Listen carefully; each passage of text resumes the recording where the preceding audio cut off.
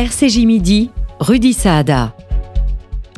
Soyez les bienvenus dans RCJ Midi, votre rendez-vous avec l'actu à la mi-journée. Dans cette émission, nous allons essayer d'analyser la semaine extrêmement tendue sur le plan sécuritaire en Israël, entre l'embuscade dans laquelle sont tombés des soldats israéliens à Jenin, le double attentat d'Eli et puis la réponse ferme d'Israël. On en parlera avec Olivier Rafovitch, colonel de réserve de l'armée israélienne, et Emmanuel Ada. Nous reviendrons également sur les événements qui ont marqué cette semaine d'infos sur RCJ, notamment les 75 ans de l'État d'Israël célébrés dimanche dernier au Trocadéro. Vous entendrez le message d'Emmanuel Macron, du président de l'État d'Israël également, Yitzhak Herzog, et le bilan du président du FSJU, Ariel Goldman. On reviendra aussi sur la disparition cette semaine de la journaliste et écrivaine Claude Sarraute qui nous a quittés à l'âge de 95 ans. Josiane Savigno et Claude Sidbon lui ont rendu hommage sur notre antenne. On écoutera également un billet d'humeur, celui de Valérie Nataf, qui est revenue sur la polémique de la bière bue par Emmanuel Macron après la finale du Top 14. Est-ce que cela dit de l'état du débat ? Voilà donc pour le programme de cette heure d'info que l'on commence évidemment par l'essentiel de l'actualité à la mi-journée. Le journal.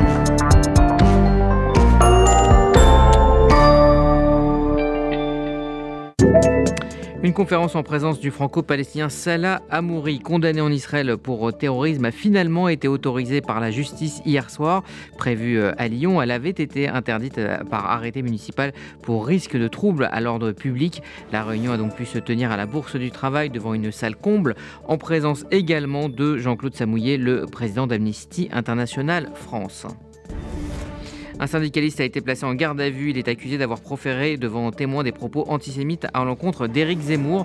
Alors qu'il croisait la route du président de Reconquête, ce cheminot, dirigeant de la CGT Cadre Tech, lui aurait demandé si, je cite, il prenait le train pour Auschwitz. Et puis, sur son compte Facebook, il a écrit ceci: Zemmour dans mon train, je vérifie si le train va bien à Limoges, pas qu'il aille en Pologne.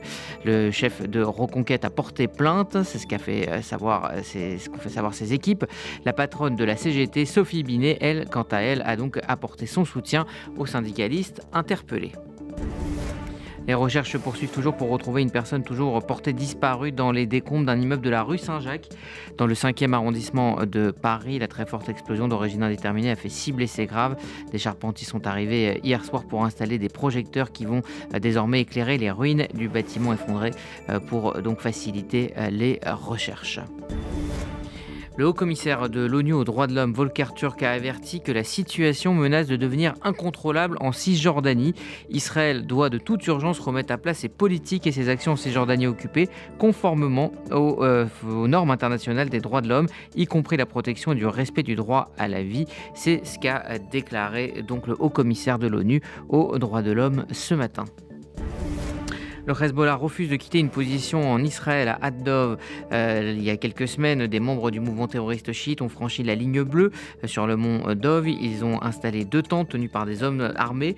Le député et ancien chef d'état-major de Tsahal, Gadi Eisenkot, a estimé que ce franchissement était une violation de la souveraineté israélienne. Quiconque franchit la ligne bleue doit être arrêté immédiatement. En Israël, hier, le ministre de la Sécurité intérieure, Itamar Ben-Gvir, a rencontré les représentants de la communauté druze après plusieurs jours de désaccord sur l'installation d'un champ d'éoliennes. La correspondance d'Emmanuel Ada. Après les violentes manifestations sur le plateau du Golan qui se sont soldées par 27 blessés, les dirigeants de la communauté druze ont rencontré hier le ministre de la Sécurité nationale Itamar Ben-Gvir et le chef de la police Kobi Shabtai. Les manifestations sont liées aux travaux de construction d'un champ d'éoliennes sur le plateau du Golan dont ne veut pas une partie de la communauté druze. Ce champ pourtant a reçu toutes les autorisations nécessaires et le loyer du terrain est dûment payé à son propriétaire druze, comme convenu dans le contrat avec lui. Question de territoire ou manière de laisser éclater la colère de la communauté druze face à la loi sur l'État-nation, il semble que ce soit un peu des deux dans cette protestation de ces derniers jours qui a été d'une rare violence.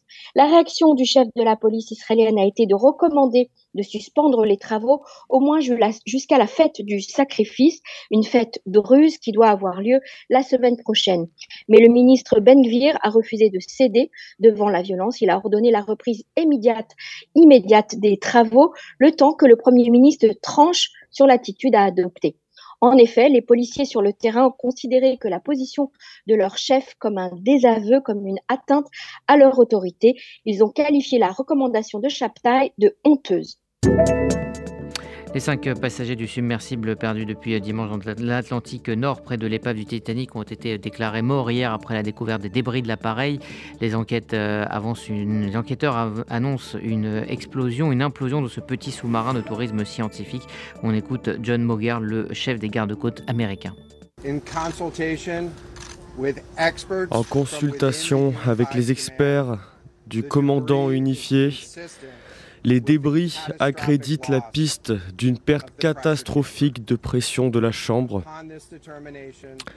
Après cette constatation, nous avons immédiatement informé les familles.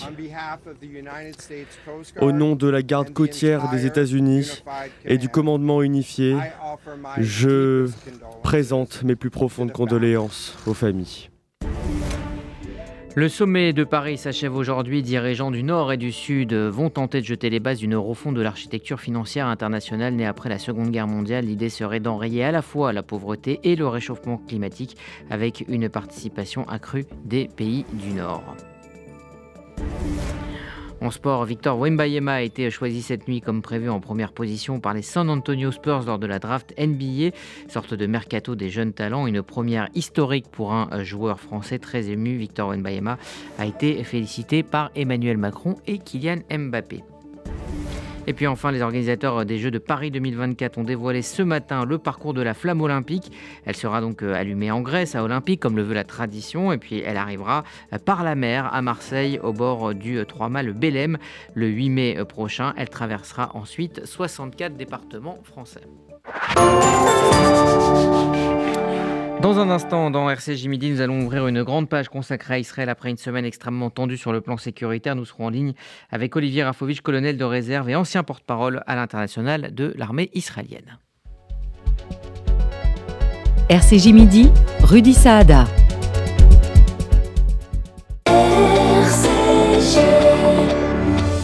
Message de Raymond Soussan, directeur général Horte France. Chers amis experts comptables et chefs d'entreprise, la nouvelle réforme de la formation vous offre la possibilité d'affecter le solde de votre taxe d'apprentissage via la nouvelle plateforme Soltea à partir du 25 mai. Sans le fléchage du solde de votre taxe d'apprentissage, son affectation reste aléatoire et risque de priver le réseau d'écoles d'Horte France d'une ressource vitale. Plus que jamais, nous comptons sur votre soutien pour poursuivre notre mission à laquelle vous êtes pleinement associés. Dès le 25 mai, visez bien. Fléchez les écoles du réseau Horte France. Téléphone 01 44 17 30 83. Mail ta75@ort-france.fr. Bonjour, c'est Sandrine Seban. Je vous retrouve dans Essentiel. Gilbert Montagnier, bonjour. Bonjour ma Sandrine. Le magazine culture de RCJ. Écrivain, chanteur, comédien. Le maître, le génie Michel Jonas, bonjour. Pas exagérer, bonjour Sandrine. On vous donne rendez-vous les lundis et mercredis de 11h à midi. À très vite. Merci Sandrine, merci à tous. Bonjour, je suis le grand rabbin Olivier Kaufmann. Prenons le temps, un vendredi sur deux à 11h, de penser ensemble le judaïsme sur RCJ.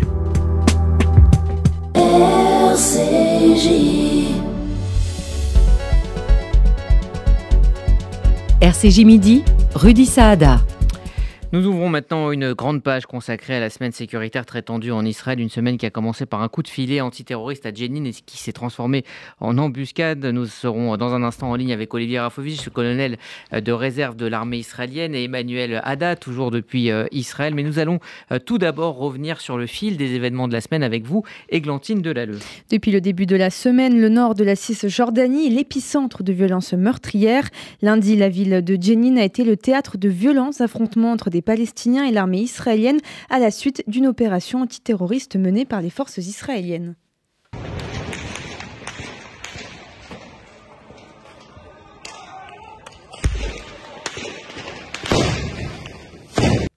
7 soldats israéliens ont été blessés et 7 Palestiniens ont été tués, dont un membre du djihad islamique. L'armée israélienne dit être entrée à Jenin pour y arrêter des suspects appartenant au djihad islamique ainsi qu'au Hamas. Selon le porte-parole de Tsahal, un véhicule militaire a été touché par un engin explosif à ce moment-là. Des hélicoptères de l'armée ont alors ouvert le feu afin d'aider à l'extraction de soldats, selon un communiqué. Et puis mardi, une double attaque anti-israélienne a été commise à Eli. Oui, menée par 2 tireurs. 4 Israéliens âgés entre 17 et 63 ans ont été tués près d'une station essence et d'un restaurant. Les victimes ont été inhumées dans la soirée au cimetière d'Eli de Yesodot. Réaction du Premier ministre Benjamin Netanyahou.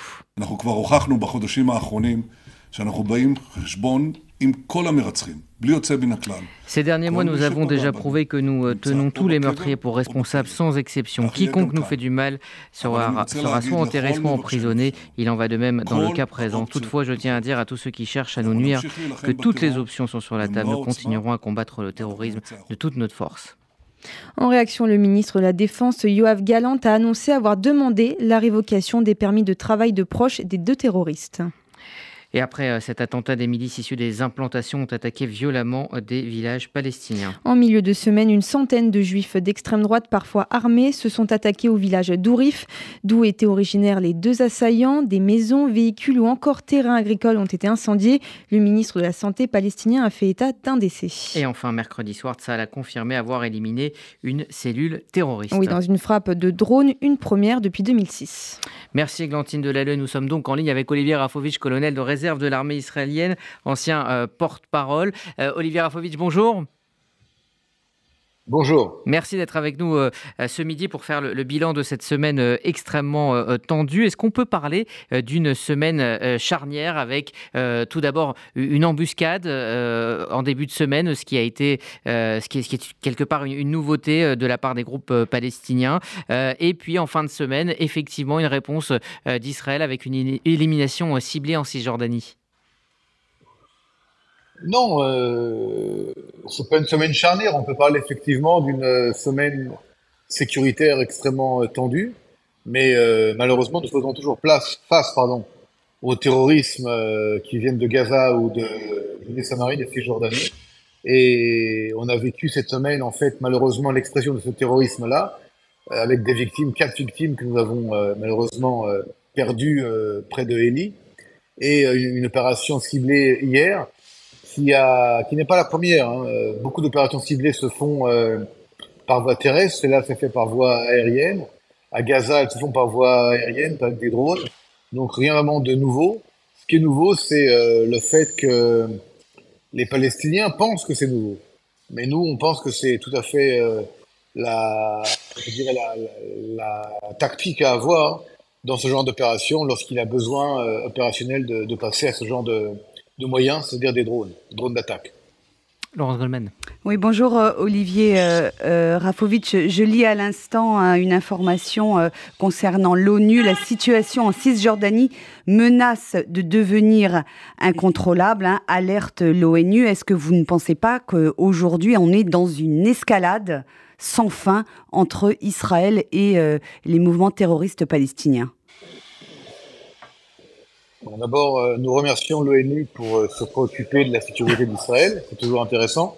Non, mais je suis très sérieux, je dis pas ça de manière ironique. Nous remercions l'ONU et ceux qui se préoccupent de la sécurité des Israéliens. Ça serait bien qu'ils s'en occupent pas seulement quand il y a des morts et des blessés, mais également lorsque c'est plus calme. Mais c'est clair, c'est qu'il y a effectivement un vide aujourd'hui qui est malheureusement de plus en plus clair au niveau de l'activité et de la capacité de l'autorité palestinienne de faire ce qu'elle doit faire dans des zones de non-droit, comme la région de Jenin et le nord de la Samarie. Et si eux ne font pas le travail contre le terrorisme islamiste intégriste, qui d'ailleurs met en danger leur propre régime, eh bien, quelqu'un d'autre doit le faire. C'est pas l'ONU, c'est pas les Européens, c'est Israël.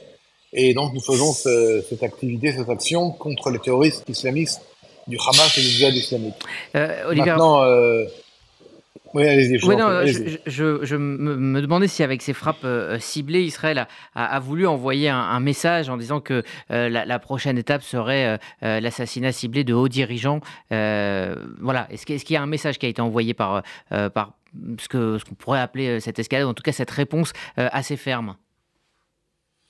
Lorsque les Américains, Rudy, ont éliminé Osama Ben Laden, est-ce que vous auriez employé le mot assassinat? Bon, on peut dire élimination, effectivement. Non, mais je vous demande sérieusement, est-ce que vous auriez employé le mot assassinat? Non, mais c'est le terme qui est utilisé assez fréquemment, assassinat ciblé de hauts responsables. Élimination ciblée, c'est pas des responsables. Vous savez, c'est quoi un responsable? Quelqu'un qui reçoit de l'argent pour tuer des Israéliens, c'est un responsable?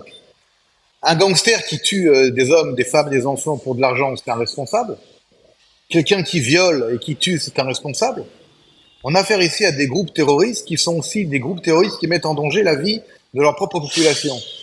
Alors ils sont responsables de quoi? Ils sont responsables de tuer des gens? Donc on va pas non plus... Non, il faut aussi à un moment donné, si vous voulez, parler le langage normal des choses. À chaque fois d'utiliser des mots qui ne sont pas les mots de la vérité, ça fait qu'on ne comprend plus ce qui se passe. Israël n'élimine pas des responsables palestiniens, ni des hommes politiques palestiniens, ni des hommes politiques arabes, parce qu'ils sont pas israéliens.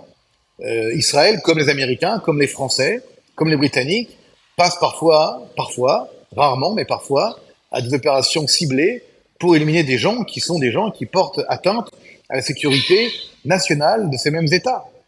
Alors, c'est pas des responsables, c'est des criminels. Criminels de guerre, criminels tout court, des gangsters. Le chef du Hamas, c'est un responsable. Le chef du Hezbollah, c'est un responsable. Ce sont des gens qui ont du sang sur les mains et des milliers et des milliers de gens qui sont morts à cause d'eux. Donc, il faut à un moment donné arrêter un petit peu de pleurer, de pleurnicher, utiliser un langage qui n'est pas le langage qui convient. Nous sommes dans une guerre. Non, mais vous en tant que média, vous transférez des mots. C'est pas vous personnellement que je critique. Vous aime beaucoup, je vous connais très bien, donc c'est pas ni vous ni la radio. Je dis seulement qu'il faut faire attention aux mots qu'on utilise. Il y a une guerre contre le terrorisme. Je répète, lorsque les Français ont éliminé des terroristes qui ont tué des Français ou des Belges, et qu'ils ont été chercher les tueurs au Sahel, c'était pas des assassinats. C'était des opérations ciblées contre des gens qui portent atteinte à la sécurité de l'État.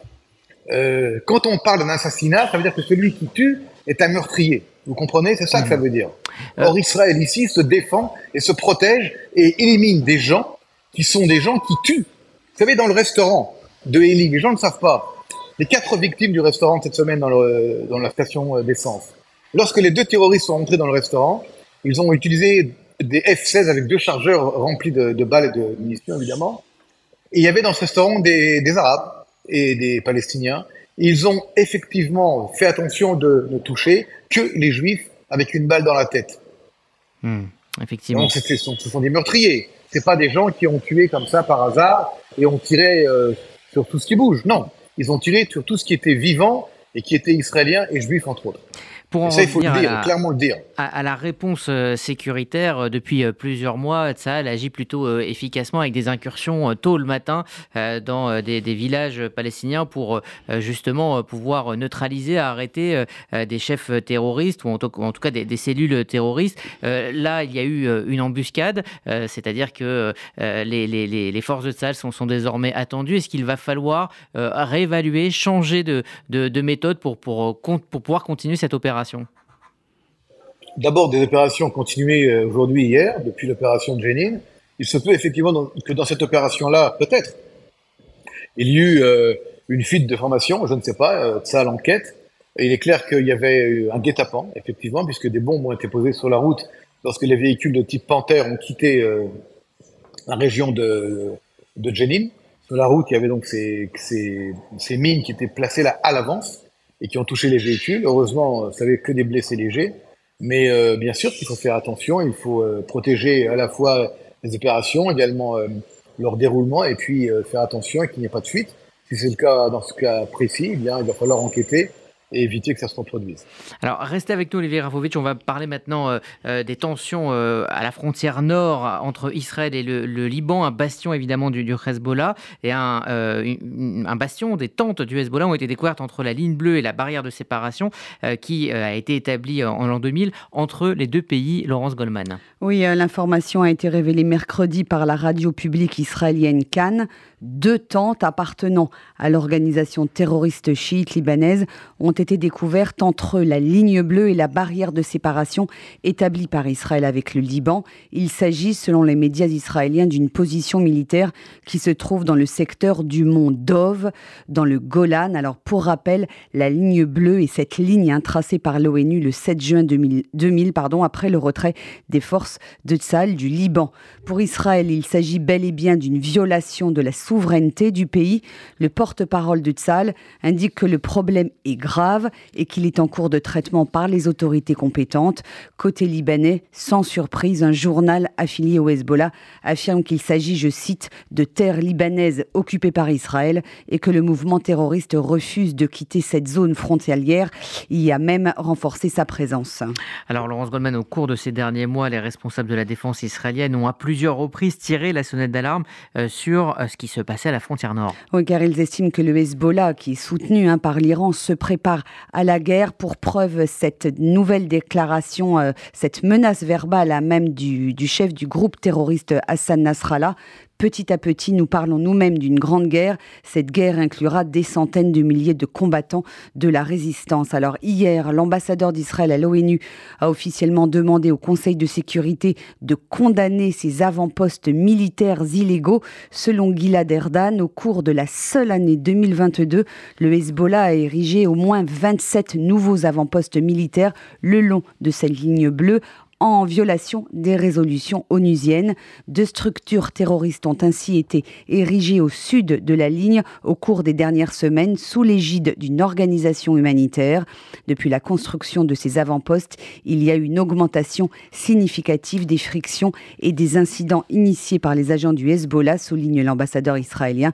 Cette évolution inquiétante constitue une violation flagrante de la souveraineté israélienne, déclare le diplomate, précisant que son gouvernement, le gouvernement israélien donc, attend de l'ONU qu'elle condamne sans équivoque ces violations des résolutions de l'ONU et qu'elle demande au gouvernement libanais d'assurer le retrait de tous les avant-postes militaires du Hezbollah le long de cette ligne bleue. Merci Laurence Goldman. Olivier Rafovitch, est-ce que le Hezbollah va s'en tenir à ces menaces verbales ?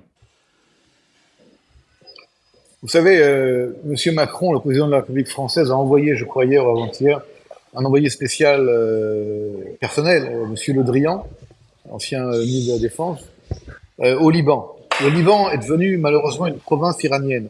Le Liban, l'État libanais, la politique libanaise est faite à terre. Il n'y a aucune en fait influence véritable de l'État libanais sur ce qui se passe au Liban.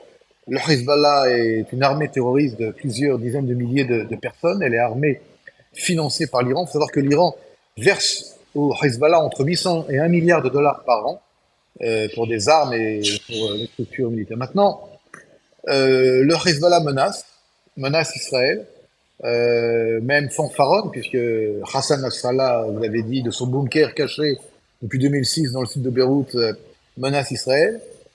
Ce qui se passe au Har Dov, ce que vous appelez le mont Dov, le Har Dov, sur les contreforts du Golan, est très grave. Pour l'instant, Israël essaie d'utiliser l'ONU, la FINUL, la force d'interposition pour essayer de trouver, on va dire, une sortie de crise non violente. Mais il est clair que pour nous, c'est quelque chose de très grave et très sérieux, puisque c'est une provocation qui a pour but, du côté du Hezbollah, d'envenimer la situation et de créer pratiquement un casus belli, si vous voulez. Donc nous sommes prêts, du côté israélien, à toute éventualité.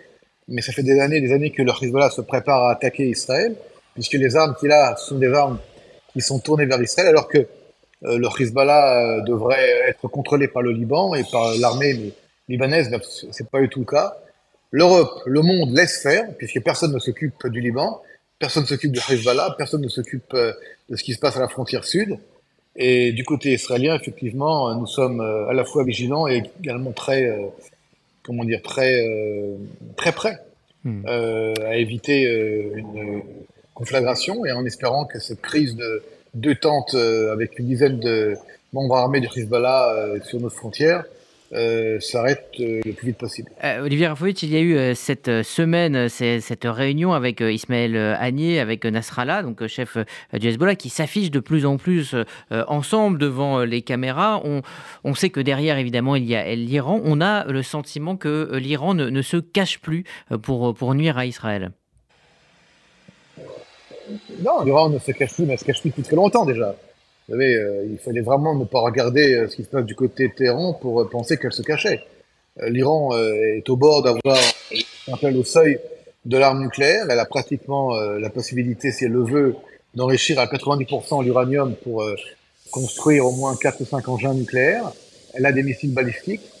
Elle a aujourd'hui des drones qu'elle envoie et qu'elle vend à la Russie qui bombardent l'Ukraine. Elle menace l'Europe, elle attaque l'Europe, elle tue des Européens avec des missiles et des drones, qu'elle construit et qu'elle envoie à la Russie. Elle menace Israël aussi. La réponse du monde est, je dirais, plus que tiède.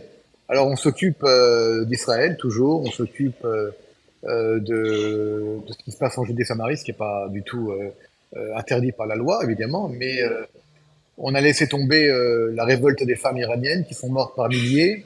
On a laissé tomber les jeunes étudiants iraniens qui voulaient la liberté, qui sont morts par milliers.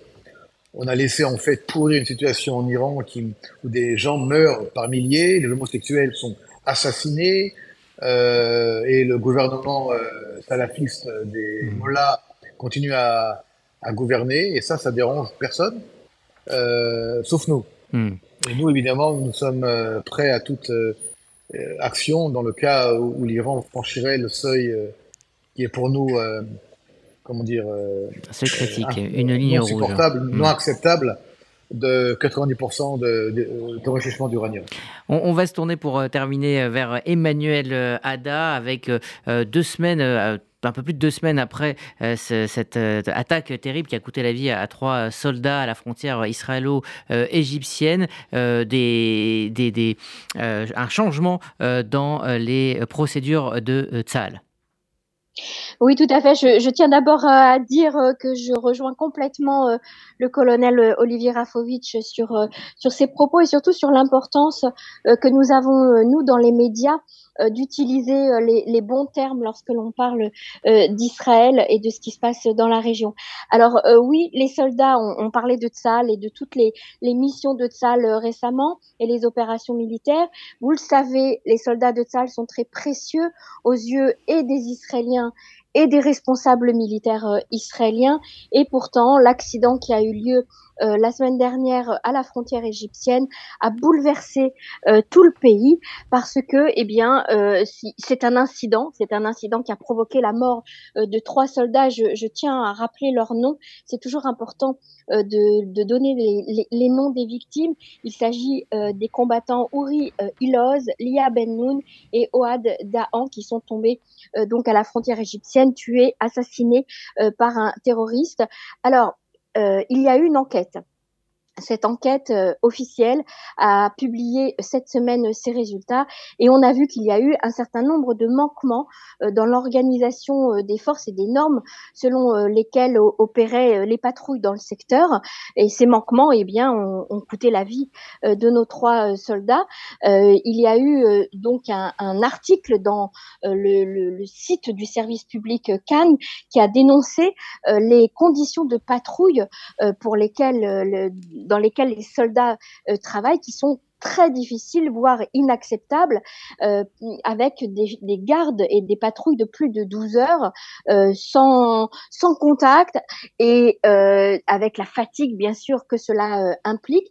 Alors, le ministère de la Défense a donné un ordre immédiat pour changer cette organisation des tours de garde dans Tsahal. C'est généralisé à toute Tsahal. Il n'y aura plus de tours de garde de 12 heures d'affilée pour les soldats, en aucun cas, avec des exceptions qui ne seront autorisées qu'avec l'approbation des responsables militaires.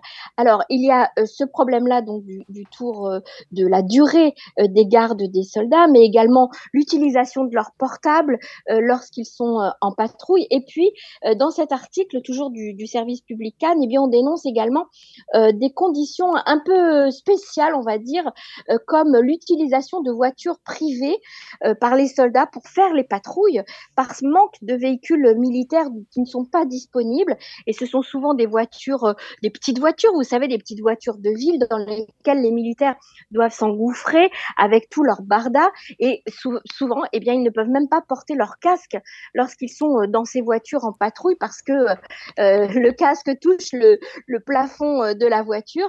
Et donc, les soldats se mettent effectivement en danger par manque d'organisation et de logistique comme il le faudrait. C'est important de le dire, mais en même temps, il faut le répéter. Les soldats de Tsahal sont très importants aux yeux et du pays, du ministère de la Défense et de tous les responsables militaires. Il y a des manquements, comme dans toutes les armées du monde, mais en tout cas, les réactions sont immédiates au sein de Tsahal pour protéger les soldats au maximum. Merci Emmanuel Ada. Est-ce que vous voulez réagir, Olivier Rafovitch, avant de refermer cette séquence consacrée à Israël sur... alors c'est assez étonnant, hein, on en a très rarement parlé, des soucis de moyens, en tout cas, ou d'organisation au sein de Tsahal. Écoutez, on n'en parle pas parce que c'est interne à Israël. Évidemment que c'est important. Vous savez, un soldat, il doit avoir des chaussures, il doit avoir un uniforme, il doit avoir des armes, des munitions, mais aussi tout un ensemble de logistique pour qu'il soit un bon soldat. C'est vrai qu'il y a des manquements. Ce que disait Emmanuel sur les patrouilles, surtout dans le nord de la Samarie, où des réservistes utilisent leur propre voiture. D'un côté, c'est magnifique, ça prouve leur volonté de faire ce qu'ils veulent faire, et ils le font de manière bénévole. Faut savoir, ils sont mitnatzvin, volontaires, si vous voulez, pardon. Mais il faudra améliorer tout cela parce que la situation change, parce qu'il y a plus de moyens du côté des terroristes qui mettent en danger la vie de nos soldats, de nos hommes. Et donc, effectivement, c'est un point important. Mais encore une fois, en parler et le révéler, c'est également une preuve de responsabilité et une preuve où quand il y a un problème, mais il faut en parler et on ne pas se dire il n'y a rien et attendre que ça se passe. Juste pour en venir à ce qui s'est passé à la frontière égyptienne, très grave attentat. Bilan très lourd et encore une fois je voudrais juste mentionner une chose que parfois on oublie de mentionner, c'est le rôle extraordinaire des femmes en Israël, des jeunes femmes, des femmes tout court, mais des femmes qui servent dans le Tsahal. Certains, je sais, sont contre au niveau politique que des femmes fassent l'armée en Israël, mais je voudrais quand même dire qu'elles jouent un rôle exceptionnel dans de très nombreuses unités, dont des unités entre autres du renseignement. Alors c'était une unité combattante. Et je voudrais vraiment, parce qu'une femme malheureusement est tombée dans cette attaque terroriste, eh bien rappeler le rôle essentiel, central des femmes israéliennes, des femmes juives, qui jouent un rôle essentiel. Et depuis Esther Amalka et Hana Senesh, eh bien d'autres jouent un rôle extraordinaire et très nombreuses d'ailleurs, un rôle secret qu'on ne connaît pas et qui sert à la sécurité de l'État d'Israël et du peuple juif tout entier. Donc je voulais les saluer avec vous avant Shabbat. Merci Olivier Rafovitch, colonel de réserve de l'armée israélienne. Merci également à Emmanuel Ada, Églantine Delalleux et Laurence Goldman. Merci donc à vous Olivier Rafovitch également donc pour toutes ces analyses. Voilà ce qu'on pouvait dire donc sur cette semaine sécuritaire en Israël. Dans un instant, les moments forts de l'actu. Nous reviendrons sur les 75 ans d'Israël célébrés dimanche dernier au Trocadéro. Et puis vous écouterez le billet d'humeur de Valérie Nataf consacré à la polémique de la bière bu par Emmanuel Macron. À tout de suite. RCJ Midi, Rudy Saada.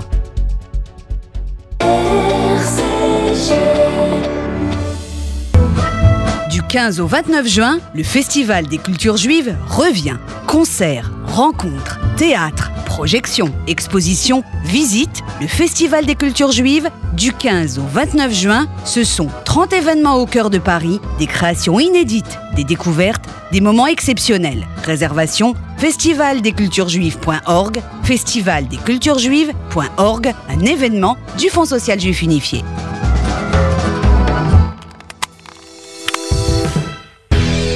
C'est David Togis, retrouvez-moi tous les mardis à 23h pour Rock 80, un tour d'horizon du rock des années 1980 sur RCJ.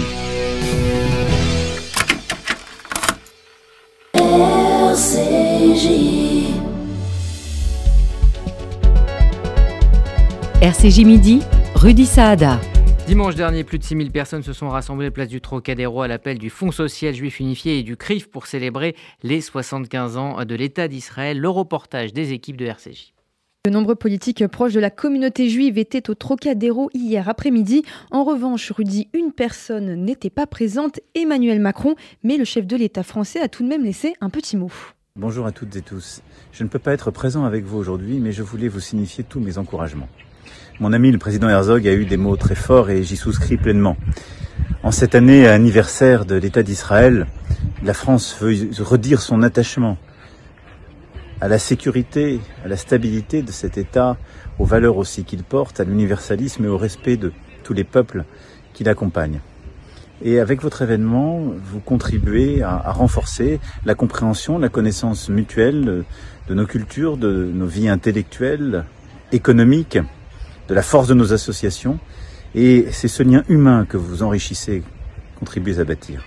Cher Gilles, chers tous, même si je ne peux être présent parmi vous aujourd'hui, je sais que le gouvernement est représenté, mais je veux vous dire mon affection, mon amitié et l'attachement de la France à la paix, la sécurité et la stabilité dans toute la région, mais aussi à la connaissance, la compréhension de chacun et le bon travail entre tous. Vous y œuvrez à travers cet événement. Avec mon amitié et mes encouragements. À bientôt. Le gouvernement français avait aussi fait le déplacement par la voix de Clément Beaune, ministre délégué des Transports. Ce dernier a mis en avant les liens franco-israéliens. C'était essentiel pour moi d'être là parce qu'effectivement c'est un 75e anniversaire qui est très attendu, très important. Il ne faut pas oublier aussi tout ce qui a été accompli dans ces 75 ans par l'État d'Israël qui a défendu sa sécurité, qui a affirmé ses valeurs démocratiques, qui a surmonté toutes les crises, qui est là aujourd'hui très fort, très uni. Même si, comme dans toutes nos démocraties, il y a des moments difficiles à traverser, et dire aussi que la France est depuis le début aux côtés d'Israël. Et donc je voulais, comme membre du gouvernement, comme élu de Paris, puis par mon histoire personnelle aussi, marquer cet attachement, cette amitié, ce soutien, ces valeurs communes. C'était important. D'ailleurs, le président de la République a fait un message surprise. Je crois que c'était une marque très forte de cette amitié, de ce lien humain, comme il l'a dit. Il y a effectivement ce lien qui puise ses racines dans l'histoire des communautés religieuses, dans l'histoire d'une immigration, dans l'histoire diplomatique et politique de nos pays depuis la création en 1948. Et je crois que c'est une histoire qui résume bien les valeurs de nos deux pays, c'est-à-dire le sens de l'histoire, l'ancrage démocratique, la volonté d'être un exemple aussi, de montrer quelque chose au monde. Et nous avons parfois eu des difficultés. En 75 ans, qui n'en a pas eu dans les relations entre nos deux pays? Mais toujours, et c'était important, je crois que vous avez raison de le dire, que dans la capitale de la France, à Paris aujourd'hui, au Trocadéro, sur la place des droits de l'homme, ce soit Israël qu'on célèbre. Je crois que c'est très fort. On célèbre une communauté tout court, on célèbre une communauté de valeurs, bien sûr. Et je pense que c'est important de le dire, j'ai beaucoup insisté dans mon intervention. Israël, c'est la démocratie, c'est une démocratie.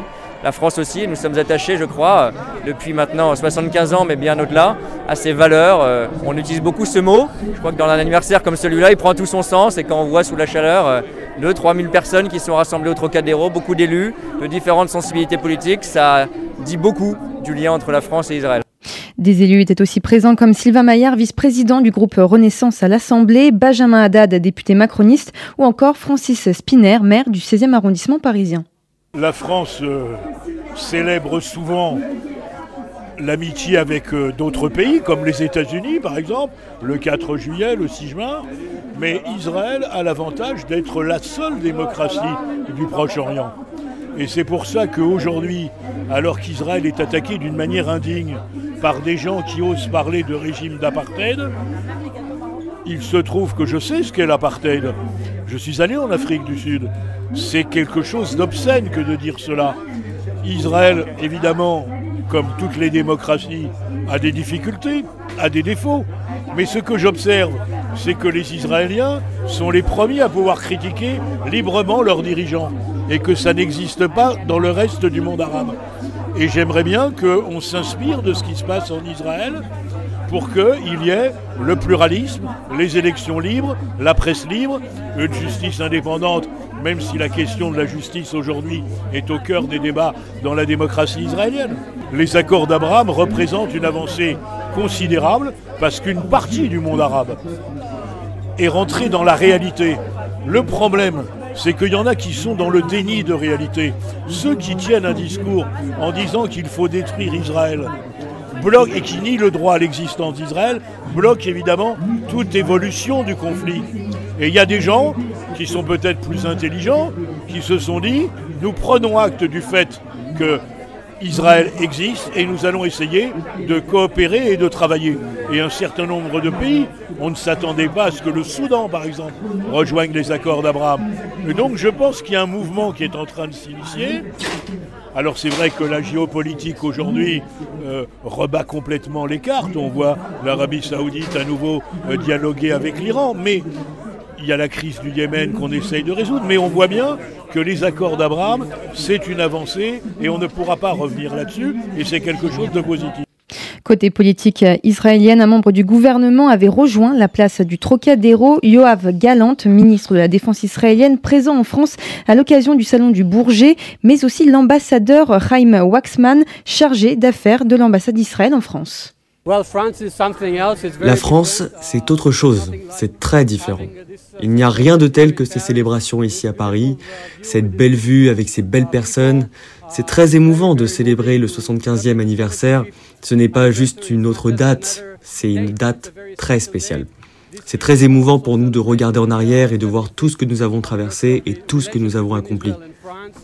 Et vous voyez, la jeune génération ici, c'est un changement fondamental dans la position d'Israël au Moyen-Orient et cela crée des opportunités que nous commençons à peine à utiliser et à mettre en œuvre. Il suffit de regarder le nombre de personnes qui partent d'Israël chaque jour pour Dubaï et les autres pays des accords d'Abraham. C'est une paix chaleureuse, c'est une relation de personne à personne. Vous voyez les touristes, vous voyez les liens humains et c'est pourquoi ce pays est très prometteur et sera très stable. La communauté juive française est extraordinaire. Elle est très forte, très grande. C'est celle qui est la plus connectée à Israël, qui s'intéresse à Israël, qui visite Israël, qui a de la famille là-bas. Alors, regardez les jeunes. C'est quelque chose que vous ne voyez pas partout ailleurs. C'est une communauté très importante pour nous. Et lors de cette manifestation, le président de l'État d'Israël également a tenu à adresser un message vidéo à la foule présente. On écoute un extrait. Shalom, dear friends, from the President's residence in Jerusalem. Depuis la résidence du président à Jérusalem, c'est un plaisir pour moi de partager quelques mots avec vous alors que vous vous réunissez, amis venus de tous les horizons, de toutes les communautés et de toutes les confessions. Nous célébrons ensemble une étape importante pour notre peuple, les 75 ans de l'État d'Israël. Et il y a tant de choses à célébrer, Mazel Tov. Pendant 75 ans, nous avons cultivé une vie juive et israélienne qui est créative, chaleureuse, audacieuse et innovante. Nous avons tissé une riche et belle tapisserie humaine dans un État juif et démocratique. Nous nous sommes épanouis dans de nombreux domaines et nous avons exploité notre pouvoir créatif et notre esprit d'entreprise.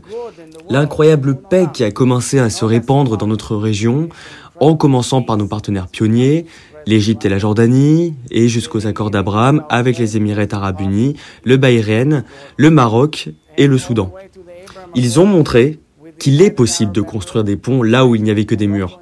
Ainsi, chers amis, la communauté juive de France occupe une place unique et irremplaçable dans notre tapisserie juive mondiale et la communauté française d'Israël a tant contribué à la diversité de notre société et à son épanouissement.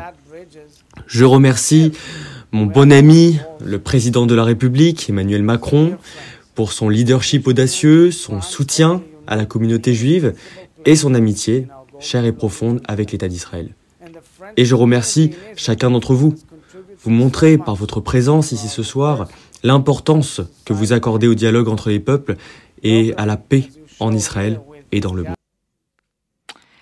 Et le lendemain de ce rassemblement, le président du Fonds social juif unifié, Ariel Goldman, à l'initiative avec le CRIF et Gilles Taïeb de cet événement, a tiré le bilan. On l'écoute. Et nous avons en ligne Ariel Goldman, le président du Fonds social juif unifié. Bonjour maître Ariel Goldman. Bonjour Rudy, ça va ? Bien, et vous, justement, je voulais vous demander comment ça allait après cette chaude journée hier, et puis surtout, quels souvenirs garderez-vous de cette journée ? Écoutez, on en a eu plein les yeux et plein les oreilles. D'abord, je garderai le souvenir d'une journée unitaire, parce que toutes les grandes associations de la communauté étaient au rendez-vous, toutes celles qui avaient accepté de prêter leur nom et de faire appel au public pour venir fêter les 75 ans de l'indépendance de l'État d'Israël, mais bien plus, comme je viens de l'entendre de la part de mon ami Nathan Arfi. Ça, c'est la première raison de satisfaction. La deuxième raison, c'est effectivement cette coproduction Fonds social CRIF qui montre un axe fort entre deux institutions anciennes, proches, amies, Ça aussi, c'était important. Et puis surtout, effectivement, comme l'a dit notre ami Gilles Taïeb, le grand partisan de ce rassemblement, ne pas laisser la rue à nos ennemis. La rue, pour peu que tout se passe bien, et tout s'est bien passé grâce à Dieu et grâce aux forces de sécurité de l'SCCJ, eh bien, elle appartient aussi aux amis d'Israël. Alors, je vais faire une précision parce que, évidemment, il y a toujours des grincheux. J'ai entendu quelques remarques en disant oui, mais comment, pourquoi dans la rue célébrer l'amitié France-Israël, pourquoi célébrer les accords d'Abraham? Bien parce que nous vivons dans une grande démocratie. La France est une grande démocratie, et quand d'autres démocraties fêtent leur anniversaire, c'est le cas par exemple le 4 juillet lorsqu'on fête l'anniversaire des États-Unis, mais il y a des manifestations, oui, qui peuvent exister hors les murs. Donc ce n'est pas ni du communautarisme, ni une double allégeance, ni quoi que ce soit d'autre. Tout le monde sait que nous, les Juifs, nous avons un père et une mère, comme le disait le grand rabbin Kaplan, la France et Israël, et que nous aimons ces deux pays de tout notre cœur, et que nous sommes prêts à tout donner pour la France, que nous le prouvons, nous l'avons prouvé, et que nous aimons de tout notre cœur l'État d'Israël. Voilà, Maître Ariel Goldman, après cette cérémonie des 75 ans de l'État d'Israël célébrée au Trocadéro. Nous revenons sur les moments forts de cette semaine et nous allons maintenant écouter le billet d'humeur de Valérie Nataf, consacré cette semaine à la polémique de la bière bue par Emmanuel Macron. C'était le week-end dernier après la finale du Top 14. On l'écoute. Vous vous en souvenez, il y a 12 ans, le livre de Philippe Delerme, encensé par la critique, s'intitulait « La première gorgée de bière et autres plaisirs minuscules ». Aujourd'hui, un tel livre serait sans doute l'objet de polémiques et de débats houleux. Vous me voyez venir, je fais allusion à la bière bue cul sec, pardon pour l'expression, par le président de la République avec les joueurs toulousains après leur victoire en finale du Top 14 de rugby et au torrent de tweets critiques qui ont suivi. Alors l'image a déclenché la colère de la gauche. Est-ce que cette consommation mérite-t-elle tant de commentaires ? Un président qui boit une bière, une Corona. Depuis Jacques Chirac, rien d'incongru. Emmanuel Macron a déjà fait grincer des dents avec une bière. C'était en mars, lors d'un déplacement en Afrique, le jour d'une mobilisation contre la réforme des retraites, un geste provocateur, scandaleux, méprisant, n'en jetez plus, le Macron bashing avait déjà fait les gros titres. Cette fois-ci, l'inélégance du geste n'est pas présidentielle, ok.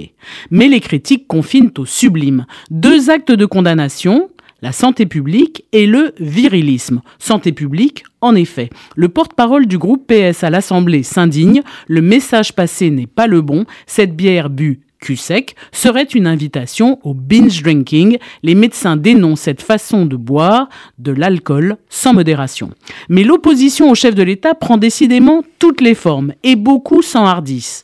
Boire berk, une bière reberk. D'une seule traite, alors là, c'est criminel. Car nous arrivons au cœur de la question. Sandrine Rousseau, députée écologiste, ouvrez les guillemets, la masculinité toxique dans le leadership politique en une image, fermez les guillemets. Laurence Rossignol, sénatrice socialiste, ouvrez les guillemets, qu'essaye-t-il de prouver qu'il est un vrai mec poncif, viriliste, populisme masculiniste et ringardise, fermez les guillemets. Vous dodelinez de la tête, nous aussi. Qu'on se le dise, boire une bière au goulot en une seule rasade est désormais interdit. Je vais délibérément forcer le trait. Voici notre nouvelle police des mœurs, celle qui promeut, comme en Afghanistan, la promotion de la vertu et la prévention du vice.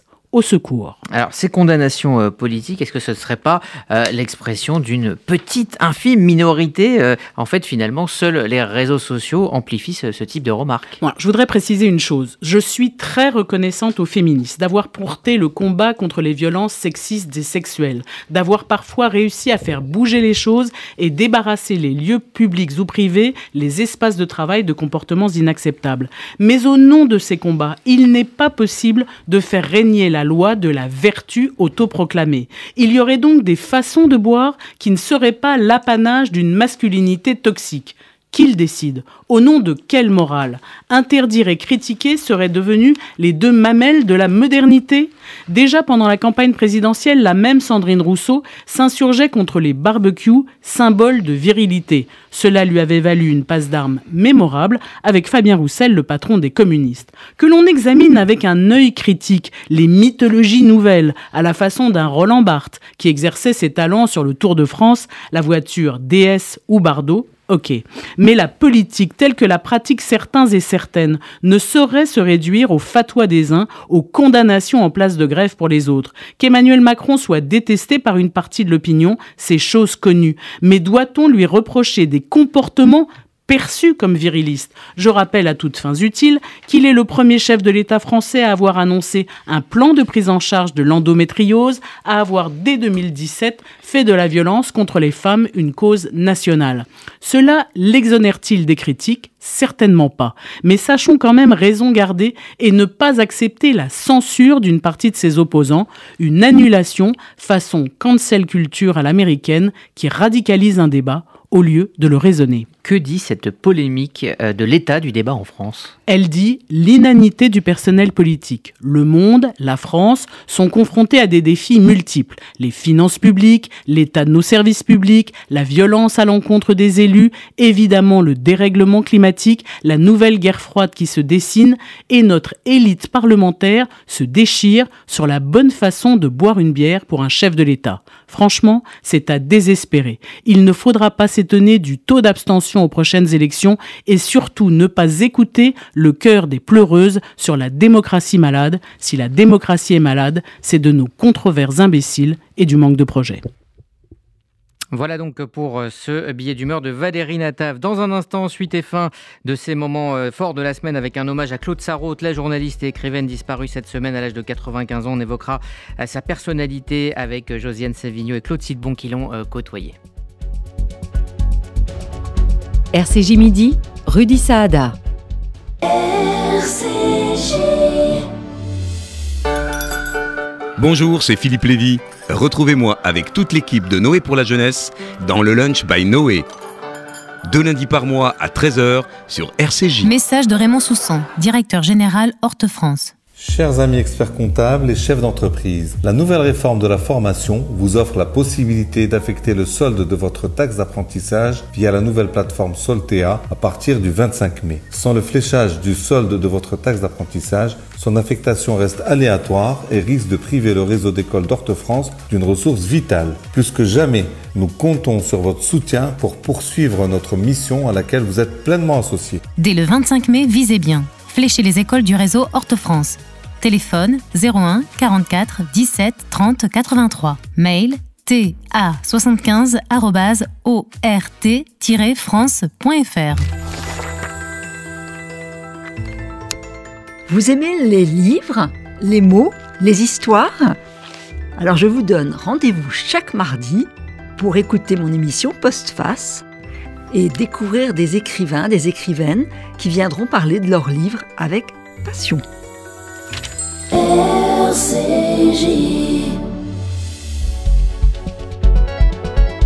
RCJ Midi, Rudy Saada. Elle était un visage populaire et libre. La journaliste Claude Sarraute s'est éteinte à l'âge de 95 ans. Son portrait par Églantine Delalleux. Et je me dis, mais qui c'est tous ces gens-là? Il y a des messieurs avec des lunettes, il y a des messieurs moustachus, il y a des dames. Où je suis là? Qu'est-ce que je fais là? Ah mon Dieu, c'est mes enfants.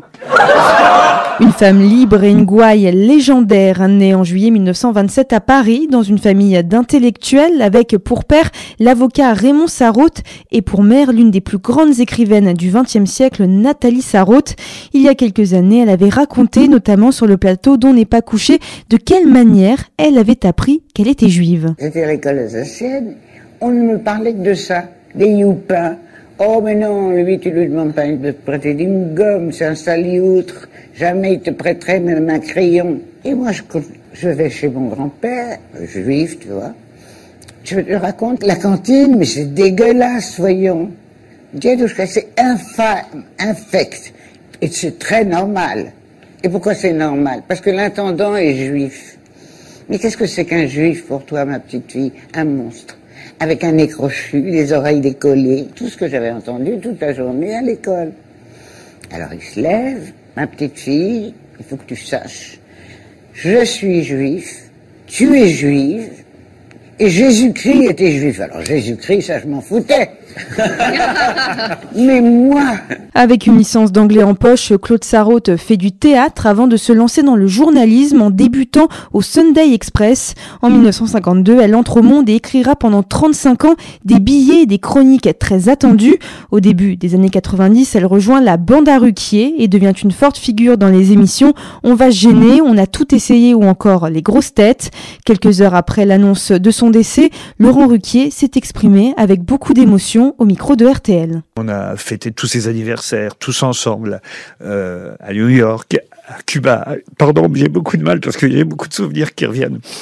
Et j'aimais cette femme. Anticonformiste, Claude Sarraute a aussi écrit plusieurs romans comme Sarraute, la nana de l'année, d'Ivoire, Maminette ou Avant que tu oublies tout. Elle avait notamment parlé de ce livre au micro de RCJ. Tu vois, c'est parce qu'il me posait des questions, Laurent, il venait là toujours, dans mon salon, et puis j'arrivais, et puis je disais, écoute, je sais plus pourquoi je te parle de ça, je sais plus où j'en suis. Je ne sais pas quelle idée j'ai eue en commençant cette phrase. Donc c'est pour ça qu'on l'a appelé comme ça. Claude Sarraute avait 95 ans. Et Josiane Savigno, qui l'a côtoyé de nombreuses années au journal Le Monde, lui a rendu hommage. Claude Sarraute est arrivée au monde en 1953, vous n'étiez pas né, moi à peine, mais elle est restée 40 ans, donc on s'est connus. Et surtout, moi, j'étais pas d'accord avec elle sur plein de choses, mais j'adorais son énergie. C'était une espèce de tornade blonde qui arrivait dès le matin. Et puis surtout, elle était extrêmement accueillante pour les jeunes journalistes, alors que elle m'a dit tout de suite, attention, c'est un journal de mecs, mais les mecs, tu sais, on peut les avoir.